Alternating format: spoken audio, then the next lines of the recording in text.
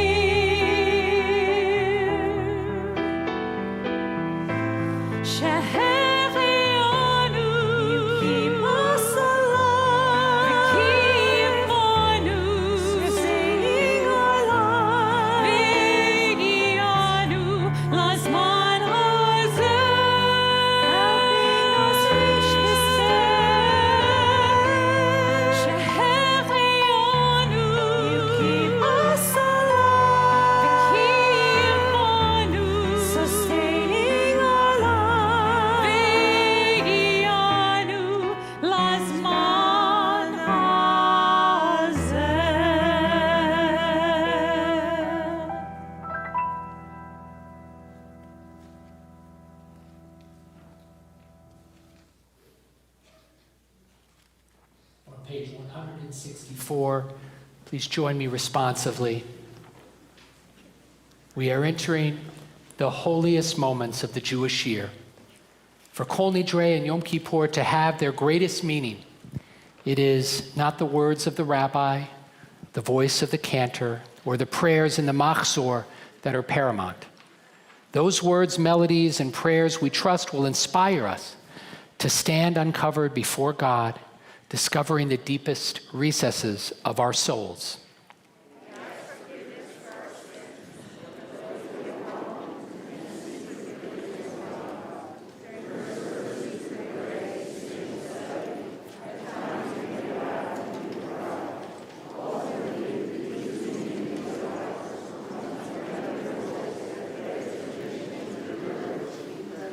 The power of this day is in our hands.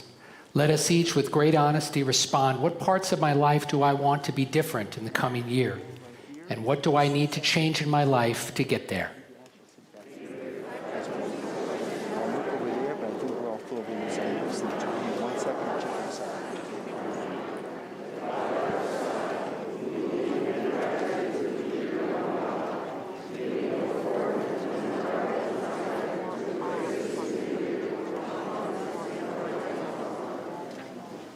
And now on page 166, joining us for our virtual honor for this reading, Warren Breslow and Gail Buchalter. Tonight we kindle the lights of Yom Kippur. They offer us illumination, not to see the world, but to see within ourselves. May their spark ignite a journey of sincere introspection.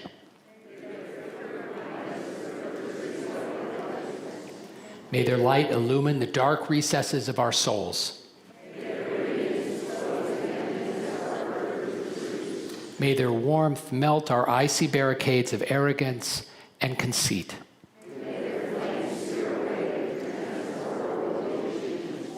May their radiance reflect the divine that resides within us.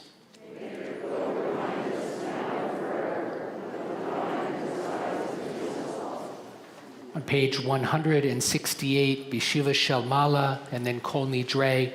And for the honor of holding the Torah scrolls, I want to invite Steve Bram, the president of our congregation, Judith Ashman, and Robert Gerst, who are here with us in the sanctuary, and joining us for a virtual honor online, Ginny and Arthur Kahn.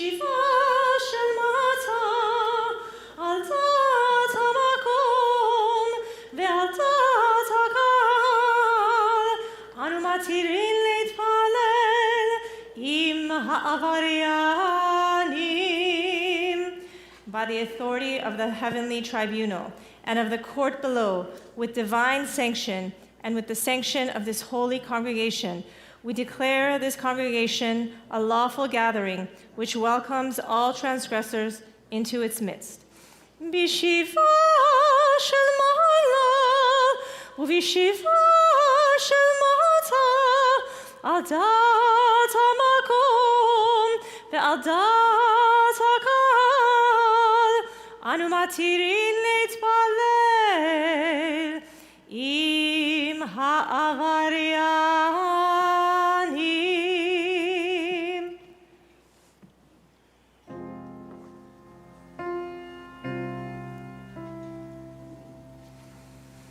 Kol Nidrei ve'esarei v'charamei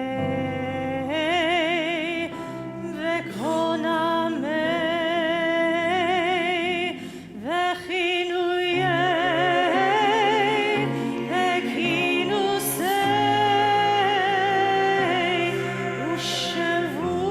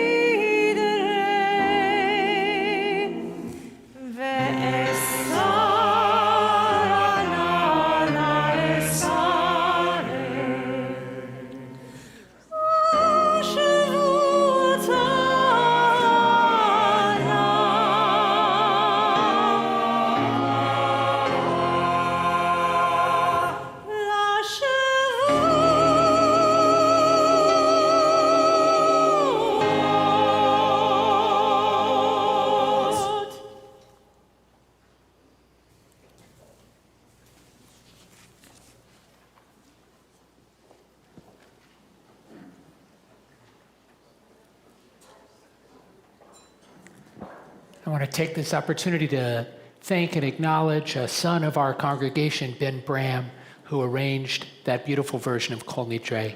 Thank you, Ben.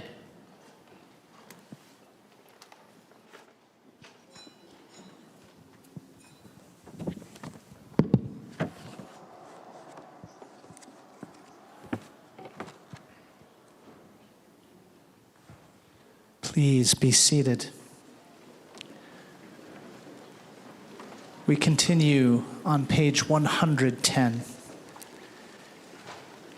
God of forgiveness, forgive us our unfulfilled pledges, our vows to ourselves, the exercise we promised, the mindful rest we swore to uphold each Sabbath, the healthy habits we forsook, our vows to our loved ones, the visits we canceled, the birthdays we forgot, the phone calls we ignored, the embraces we withheld. our vows to our world, Pledges given by idealists, well begun but half done measures that never succeeded in feeding the hungry or giving dignity to the oppressed. our vows to our people, Promises made by boys and girls yearning to be adults, left unfulfilled as we pass by the house of worship, the house of study, and the house of community without entering. our vows to you, To be a better parent, a better child, a better sibling, and a better friend. To be a better human, a better Jew, a better citizen, and a better me. help us to reach our potential. Help us to fulfill this sacred vow. And should we fail, forgive us our failure and give us the courage to try once again. Please rise for the Baruch Hu at the bottom of page 170.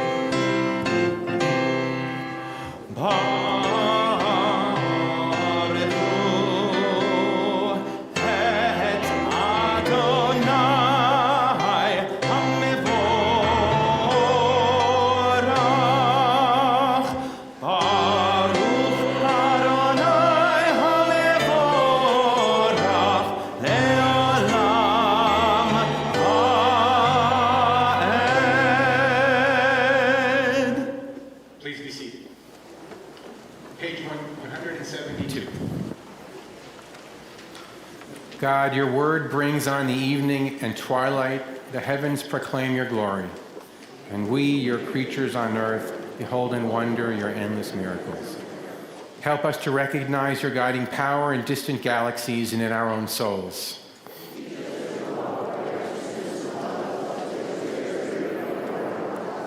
Parent of peace, bless our worship. May our meditations find favor in your sight. May our gratitude be. So that like the changing seasons, the days, the nights, our lives too, will proclaim your glory.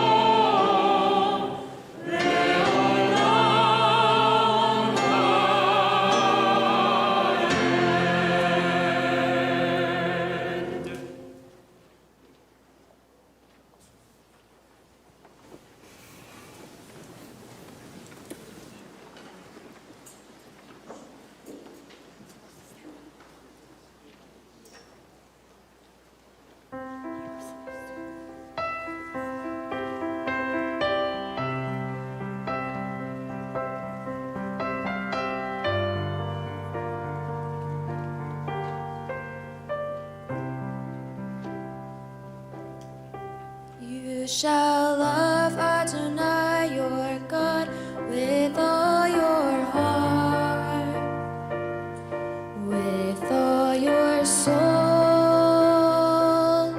and with all your might. And all these words which I command you on this day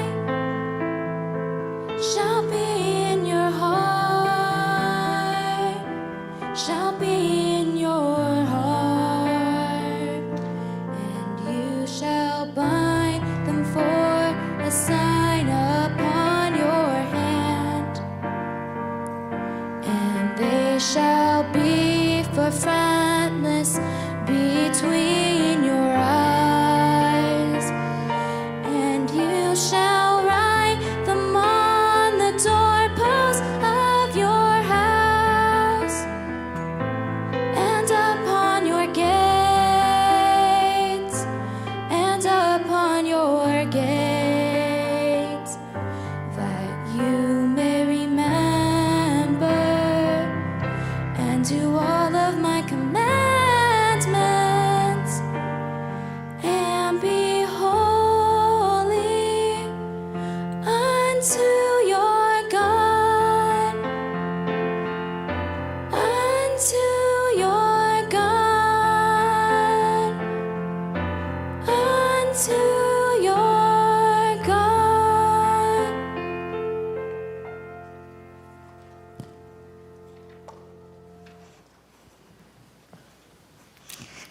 Thank you, Natalia, for sharing your beautiful voice and spirit with us. I invite you to join me as we continue on page 177. What does it mean to be a Jew? You shall be holy. In the face of the men, to stand. What does it mean to be a Jew? You shall be a holy people, to hold fast to our vision of truth, to retain our faith in tomorrow. Holy in our past is the memory of redemption from Egyptian bondage. Holy in our day is the hope of a redemption we still await. Twice holy in our past are those who gave their lives to hallow this world. Holy is the Jew today and tomorrow who bears witness to the goodness of life. And holy are those whose lives are songs in freedom's cause.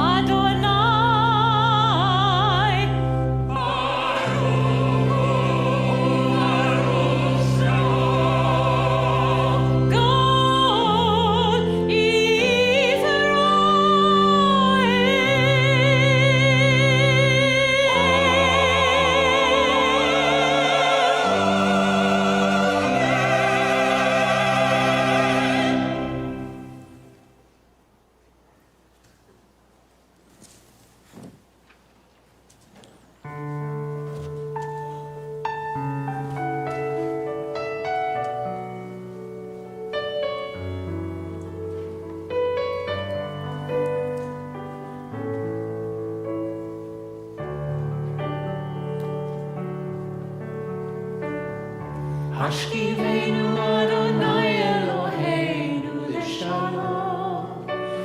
שלום, והעמידנו שומרנו לחיים.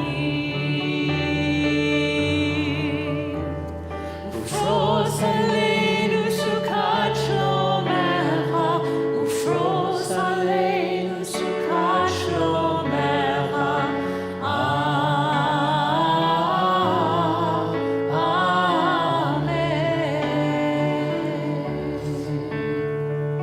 Shelter us beneath thy wings, O Adonai.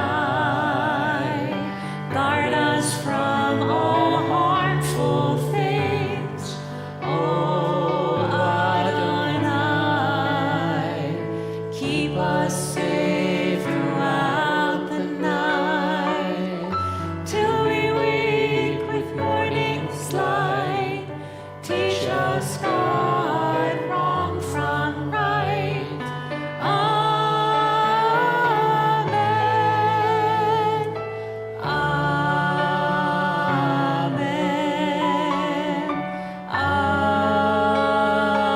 Amen. Amen. Amen. Amen.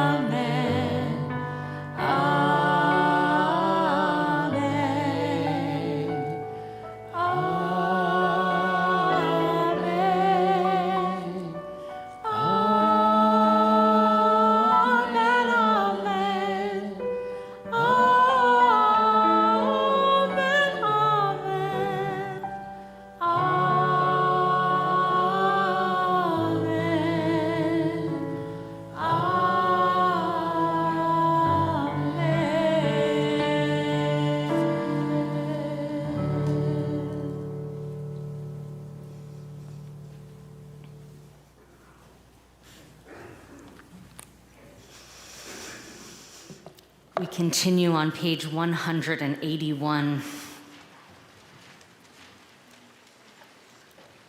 On Yom Kippur, we speak our sins. Again and again, we miss the mark. In words we speak that hurt. In words we speak that harm. On Yom Kippur, we speak aloud together. On Yom Kippur, we speak aloud. We stand and ask forgiveness from God, from our families, from our friends, from ourselves.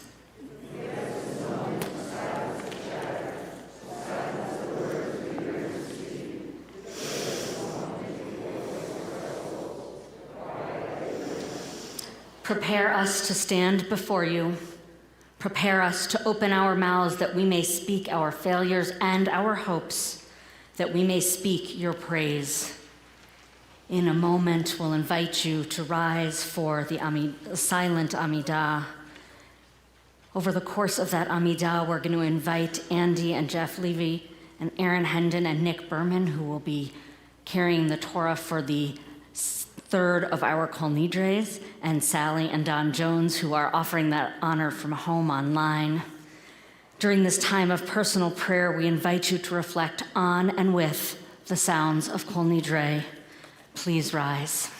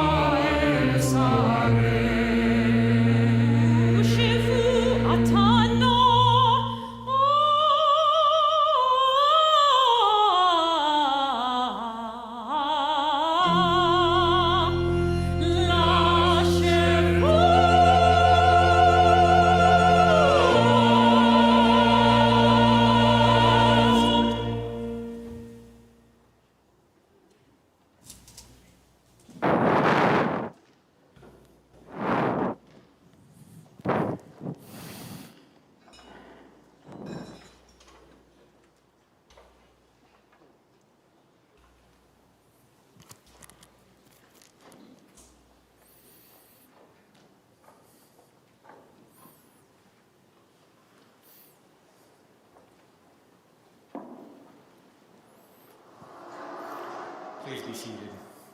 Thank you to our Torah holders here with us this evening, and also to those who are with us online, Sally and Don Jones. You know, as I look around and I see the rows in between and how we stay away from each other, I think of what holiness meant in biblical days. When you think of holiness today, you think of holy as something you want to get close to. The Torah scrolls, the Western Wall, we want to touch it. In the ancient world, though, holiness was dangerous. And you didn't want to touch things that were holy if you weren't eligible to touch them. One could die. So I'd like to suggest that we call Kol Nidrei a holy night anyway, but especially tonight because we're reminded of the sanctity of our own lives and how distance preserves and protects us, that each of us is that much holier tonight because of our lives, because of our capacity to be here, and because we recognize that of utmost importance to each of us is the health and safety of the people around us, which is what it really means to wear that mask.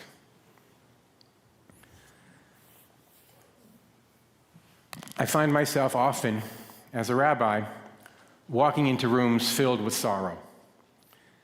In this case, I walked into a room when the family's matriarch had died, and her daughters were sitting on the couch holding hands, her sons with their arms around their spouses, the grandchildren sat on the floor. I sit in my place in a chair, open my tablet, my pen, ready to write, and I start with the questions that I always ask.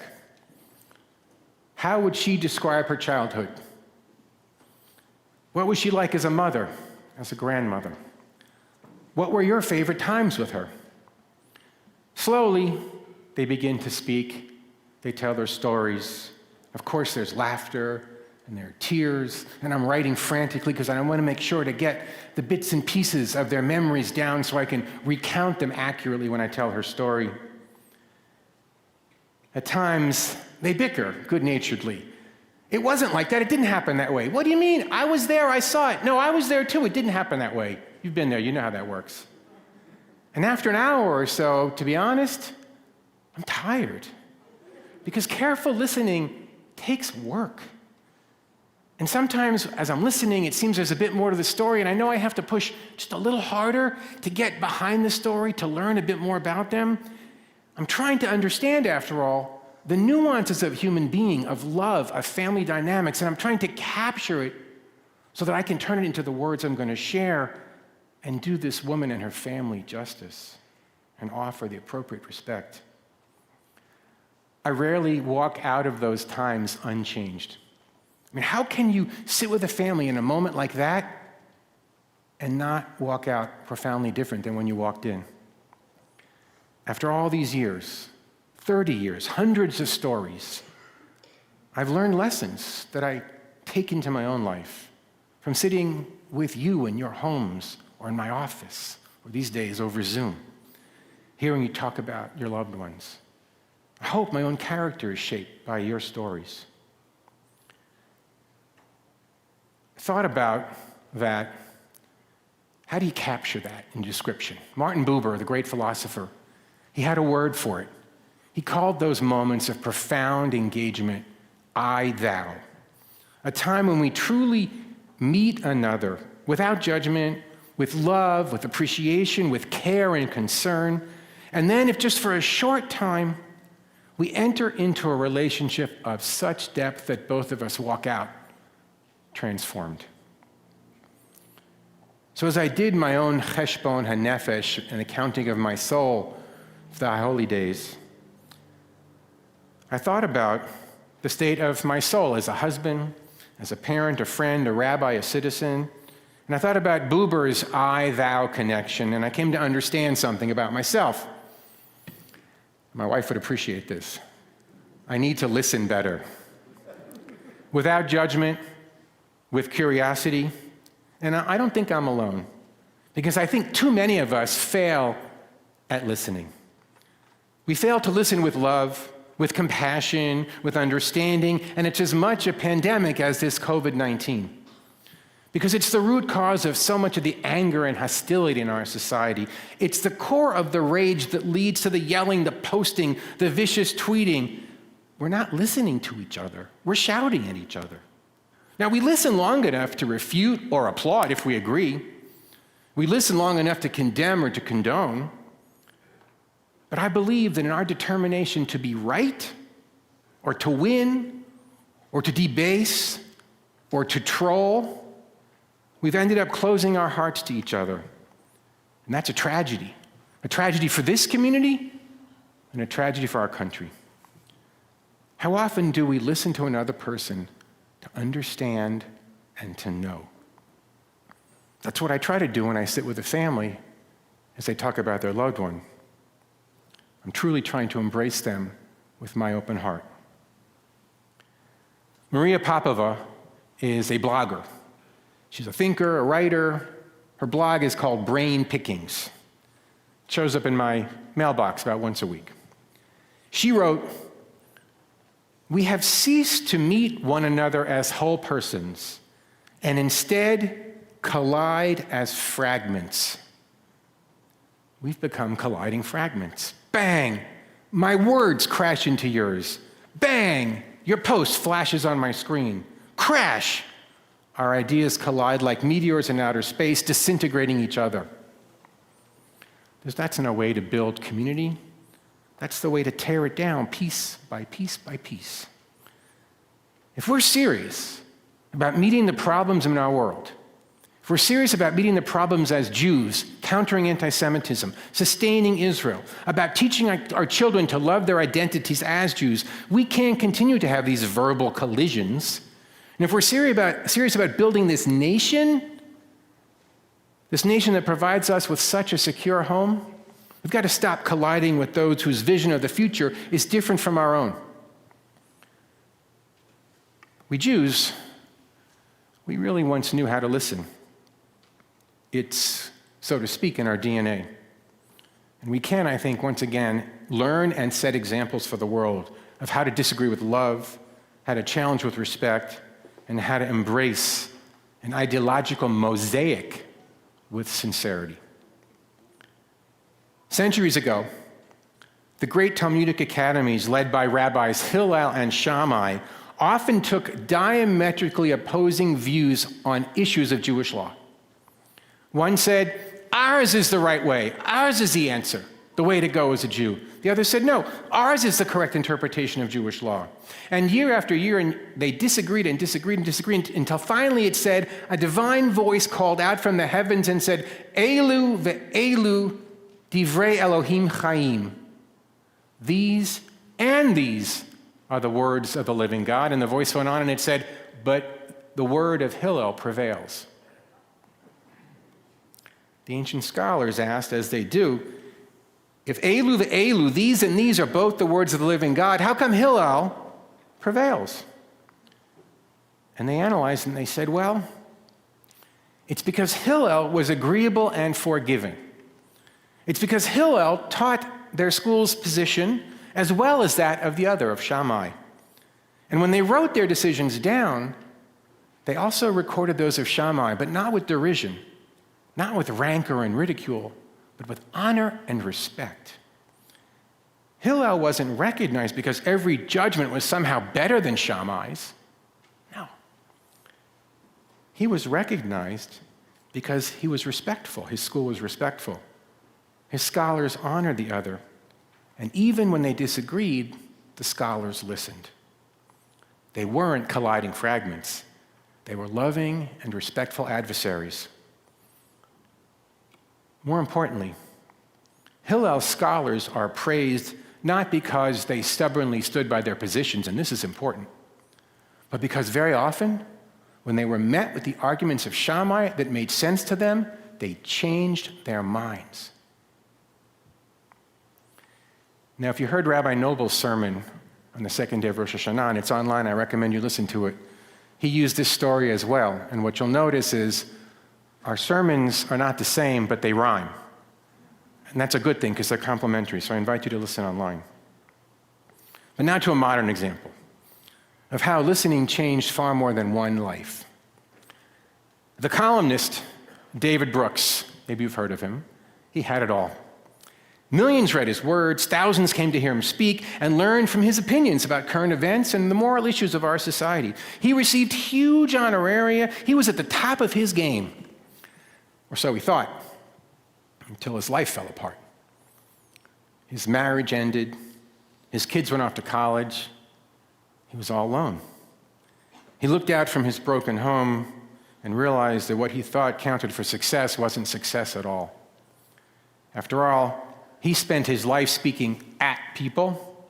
He'd write his words in solitude. He'd fly into a city, speak before adoring crowds, and then he'd eat dinner alone.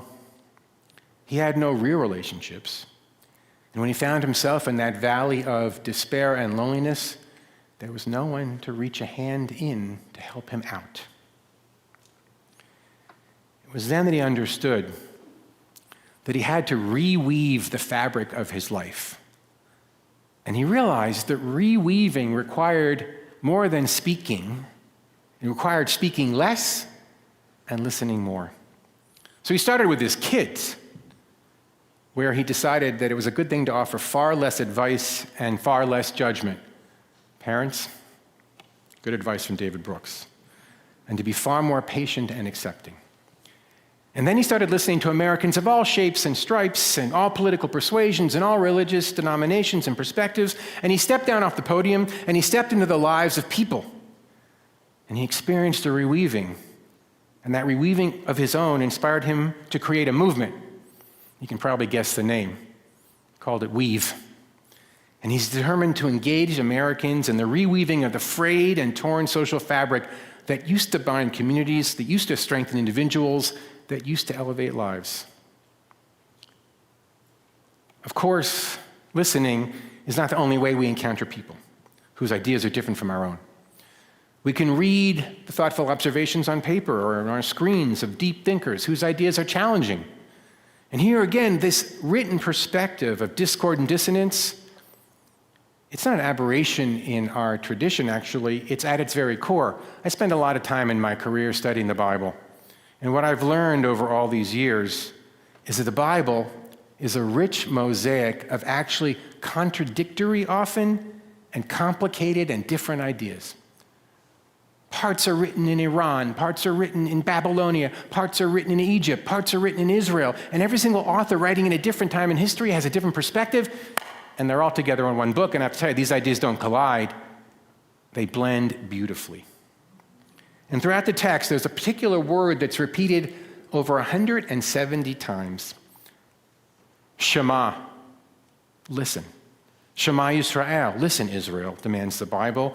To be Israel is to be a nation of listeners, not the nation of talkers that it seems like so many of us, well, we're Jews. That's what we do, right?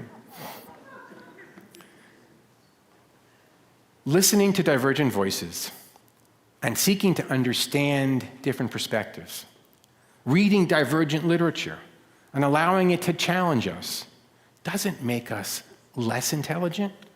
It actually makes us wiser. Stubborn adherence to one's ideas, that's not a sign of wisdom. Quite the contrary. That's reflective of a small mind. And I want to be clear. There is a limit to listening. Rabbi Sari, Rabbi Laufer introduced me to the words of James Baldwin, which I think capture it importantly. We can disagree and still love each other, wrote Baldwin, unless your disagreement is rooted in my oppression and in denial of my humanity and right to exist. I'm going to read it one more time, it's that important. We can disagree and still love each other unless your disagreement is rooted in my oppression and denial of my humanity and right to exist. Profound words. When we listen to understand, when we listen to find common ground, when we listen with the possibility that our own ideas might be changed, when we listen with the awareness that our own knowledge might be limited, when we listen so that we can entertain divergent ideas in our mind and walk out confused a little bit, that's a good thing. When we listen to the members of our community with love, we will surely increase our wisdom, not diminish it.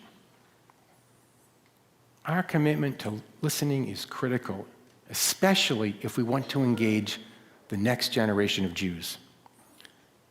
It is fruitless to lament their apathy or decry their Jewish and secular choices because they may not be our own. And we can't talk at them. We can't yell stridently or invoke the specter of the Holocaust as a means to bring them in. It's not going to bring them in. It's going to push them away. We've got to instead listen, meet them where they are, hear what they have to say, and be willing to adapt this 3,000-year-old tradition to meet their desires, their interests, and their passions. You see, with careful and empathic listening that seeks to understand and embrace, we will weave our community together in such a way that it will make us stronger, and it will make us better able to confront the challenges to Jewish life and to human existence that pervade our world. So the first step for reweaving is listening. The next is Hillel's practice of honoring the other. And the last is that personal transformation that comes from deeply engaging others. That's Martin Buber's I, Thou. So here's what I'm committed to doing this year, and hopefully for the rest of my life. To ask more questions and actually wait for the answer. To read more things that challenge my ideas. To avoid verbal collisions, whether on social media, in person, or even in my writings here at the temple. To engage rather than convince. To see each encounter with another as a chance to learn and grow and expand my own ability to think more deeply. Of course, I wouldn't be standing here in front of you sharing these words if it wasn't to invite you to do the same. This year, I invite you to do more listening than talking. This year, I invite you to ask more questions. This year, I welcome you to seek ways to engage rather than confront. This year, together, we can reweave the fabric of our community, and it can start with this congregation. And I promise, I'll fall short sometimes, but I will do my best to walk with you on your journey. And so let's begin by listening to the voice that draws us in, wakes us up, and calls us to action. Please rise.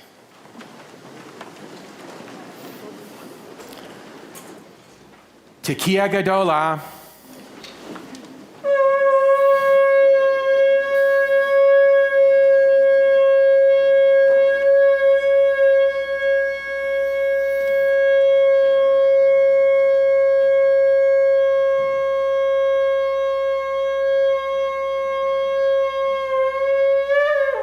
Amen. Thank you.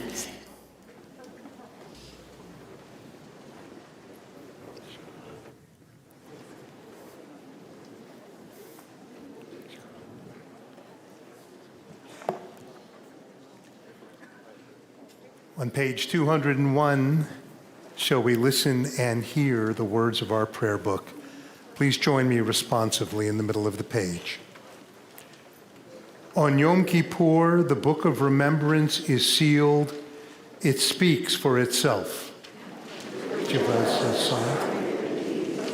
This is the sobering truth, both frightens and... Each of us is an author, writing with deeds in life's great book.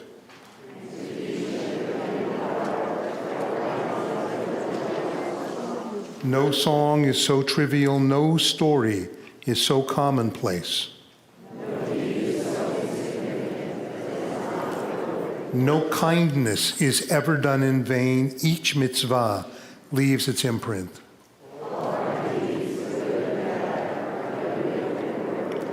Help us to remember always that what we do will live forever.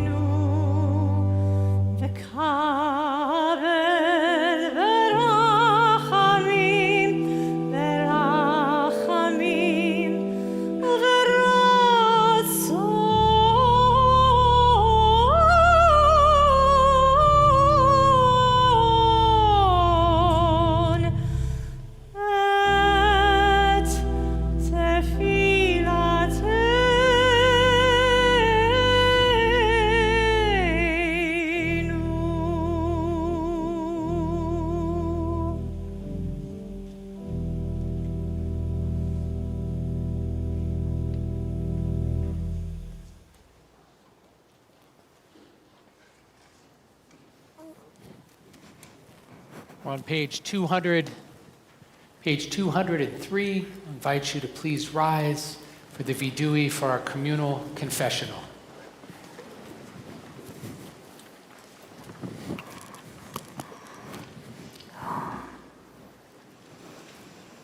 I'll read the first part in Hebrew and then ask you to join me in the English. Al chet shechatanu lefanecha, for the sin we have committed against you deliberately and by mistake, and for the sin we have committed by the words we have spoken. Shechatanu lefanecha, for the sin we have committed against you by hardening our hearts and for the sin we have committed through careless speech. Al chet shechatanu lefanecha, for the sin we have committed against you through lies and deceit, and for the sin we have committed through slander. Al chet shechatanu lefanecha, for the sin we have committed against you by judging others unfairly, and for the sin we have committed by disrespecting parents and teachers.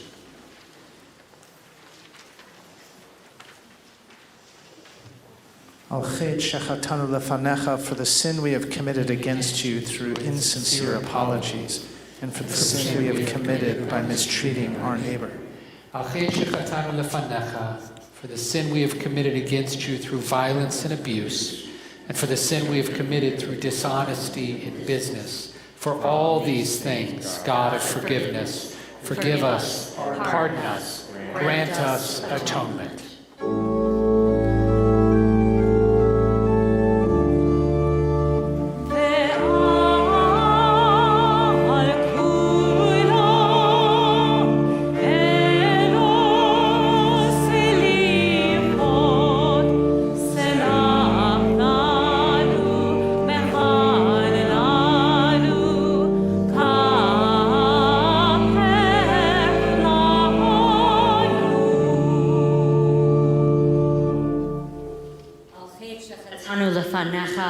For the sin we have committed against you openly and secretly, and for the sin we have committed by lack of self-control. For the sin we have committed against you through sexual immorality, and for the sin we have committed through gluttony. Al chet shechatanu lefanecha, for the sin we have committed against you, giving into our hostile impulses, and for the sin we have committed by greed and exploitation. Al chet shechatanu lefanecha, for the sin we have committed against you through cynicism and scorn, and for the sin we have committed by arrogant behavior. Al chet shechatanu lefanecha, for the sin we have committed against you through baseless hatred, and for the sin we have committed by offensive speech. Al chet shechatanu lefanecha, for the sin we have committed against you by evil speech, and for the sin we have committed by selfish and petty behavior. For all these things, God of forgiveness, forgive us, pardon us, grant us atonement.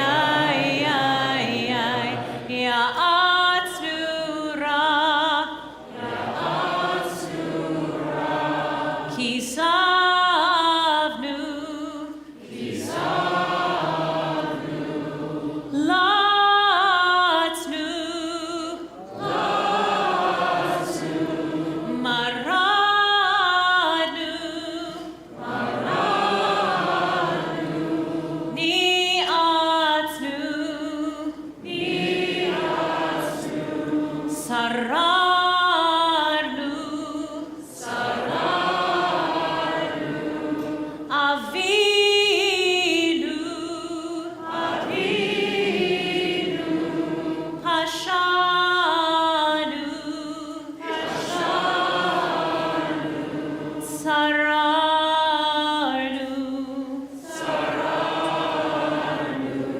Kishinu Oref, ay ay ay ay ay ay ay ay ay ay ay ay Rashanu,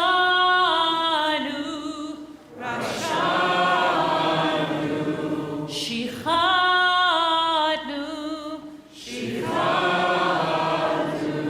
Tiavnu, Ta'inu, Titanu, ay ay ay ay ay ay ay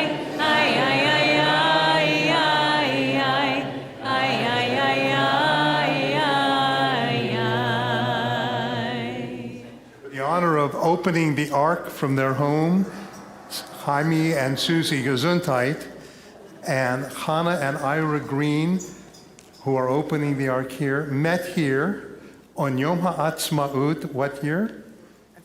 What year did you meet here? What year did we meet? A few years ago. What year did we meet? We'll be right with you, everybody. They met in 2010 here, and your wedding, I remember it well, was in 2013. So lots of reasons to come to shul. Continue with the Avinu Malkeinu, page 208. Avinu Malkeinu, Shema Kolenu. Together, Avinu Malkeinu, hear our voices. Avinu Malkeinu, Chatanu Lefanecha. Avinu Malkeinu, we have sinned before you. Avinu Malkeinu, Chamol Aleinu, Va'al Aleinu V'tapenu. Avinu Malkeinu, have mercy upon us and upon our children. Avinu Malkeinu, Kale Dever Vecherev Ve'ra'av Me'aleinu. Avinu Malkeinu, help us to diminish pestilence, war, and famine. Avinu Malkeinu, Kale Kol Tsar Umastin Me'aleinu. Avinu Malkeinu, inspire us to banish hate and oppression from the earth. Avinu Malkeinu, kotvenu b'sefer chayim tovim. Avinu Malkeinu, enter us in the book of life. Avinu Malkeinu, Chadesh Aleinu Shana Tova. Avinu Malkeinu, renew our faith in the future, that we may make the coming year a year of goodness. Avinu Malkeinu, Shema Kolenu. Avinu Malkeinu, Atanu Lefanecha. Avinu Malkeinu, Amol Aleinu, Ve'al Aleinu, V'tapenu. Avinu Malkeinu,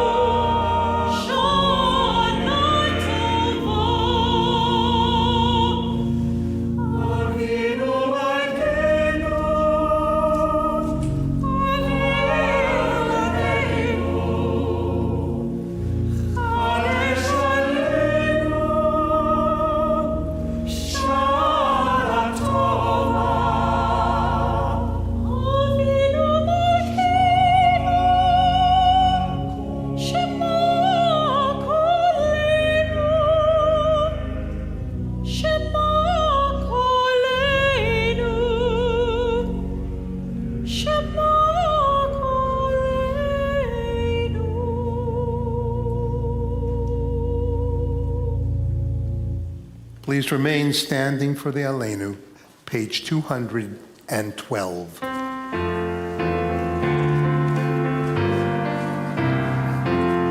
עלינו לשבח לאדון הכל, לתת גדולה ליוצר בראשית, שלא עשנו כגויי הארצות, ולא שמנו כמשפחות האדמה, שלא שם חלקנו כהם, וגורלנו ככל המונם.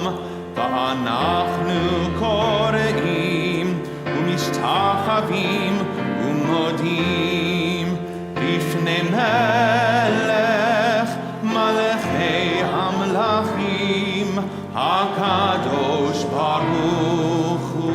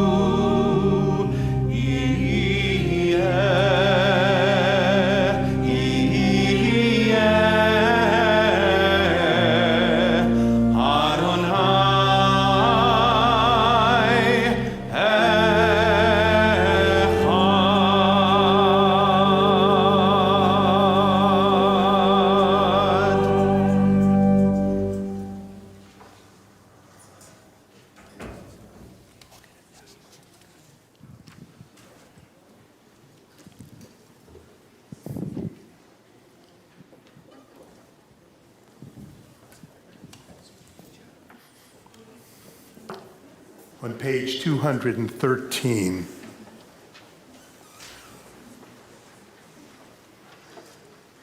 the Mourner's Kaddish, words recited in memory of the departed, and yet there is no word of death, overflowing with words of praise to the Almighty, the glory of God, the greatness of God.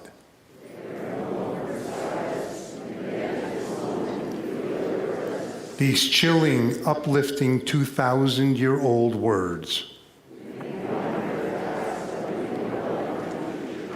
They once walked alongside us. Now they walk the streets of heaven.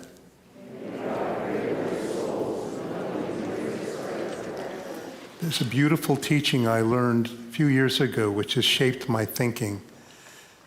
It's a Hasidic teaching that when you say Kaddish for a loved one, particularly a parent, you elevate their soul. So think about that just for a moment. We often think, what can we do for a loved one who is no longer with us as a way of saying thank you? By saying Mourner's Kaddish, we elevate the soul of the loved ones whose memories we all embrace at this moment. The Mourner's Kaddish is found on page 214 or 215 if you prefer the Sephardic or Midrashi tradition. Yitgadal v'yitkadash shemei Rabbah, be'alma divrach chirutei be'amlich malchutei, be'chaye echon u'v'yom echon u'v'chaye dekol Beit Yisrael, ba'agala u'v'zman kari v'imru amen. Yehei shmei Rabbah mevorach, le'olam u'mei almaya. Yitbarach v'yishtabach v'yitpoar droman v'yitnaser v'yitadar v'yitaleh v'yitalal shemed kudsha brichu Le'ela ule'ela min kol birchata v'shirata, tushbechata v'nechemata, v'almiran be'alma v'imru, amen. Yehi shlama rabba min shemaya, v'chaim aleinu ve'al kol Yisrael v'imru, amen. Oseh shalom b'imromav, hu ya'aseh shalom, aleinu ve'al kol Yisrael v'imru, amen. May the one who makes peace in heavens make peace for all of us and all Israel. Together we say, amen. I'm going to ask you to stay standing. We're going to offer a priestly benediction to each other. You can find it a little bit further ahead in your Machzor on page 262. These words come from the book of Numbers, and they're more than 3,000 years old. Cantor's going to sing the Hebrew. You can join in. The rabbis are going to respond with a translation. If you have your talit with you, you can use it to, if you're here with friends or family, you can use it to cover each other, or you can just kind of think about people that you'd like to be cuddled up next to you in that talit with you. Maybe it's someone who's far away, who's joining us online, or maybe it's someone who's not here in this world anymore, but is with us right now in our heart. Let's bless each other with these words from our tradition.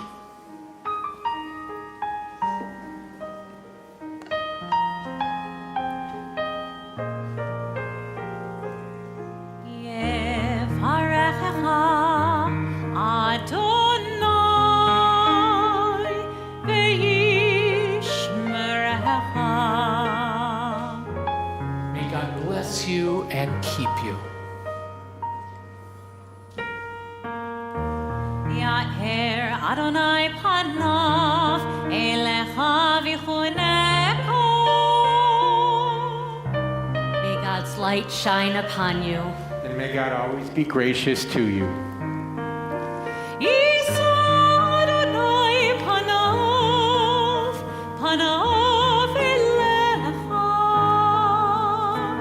ve'asem lecha shalom.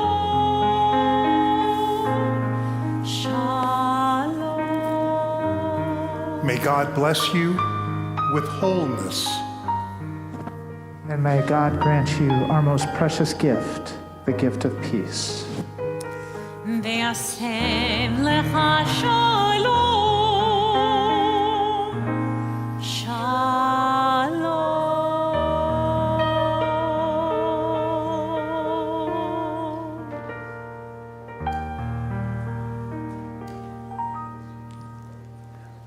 Our closing song is not in the Machzor.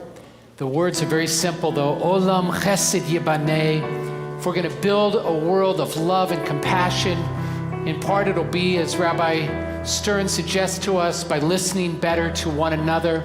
If we're going to build a world of love and compassion, we're going to do it in community, by being together at moments like this, whether we're physically together in our sanctuary, as God willing we'll have many more opportunities to do in the months and years to come, or whether you're joining us online, there are ways that we can work together to make the world a better, more loving place.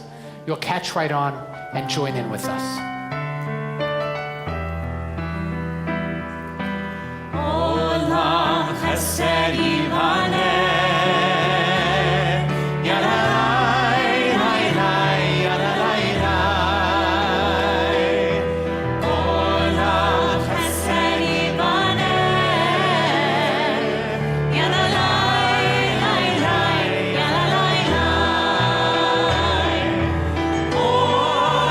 Chesed